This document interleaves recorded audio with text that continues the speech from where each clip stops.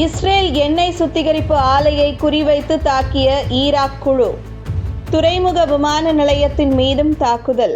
காசா மீதான இஸ்ரேலின் தாக்குதலை கண்டித்து ஈராக்கில் இருந்து அல் நுஜாபா என்ற போராளி குழு இஸ்ரேலை நோக்கி மிசைல்கள், ஆளில்லா விமானங்கள் மூலம் தாக்குதல் நடத்தி வருகிறது.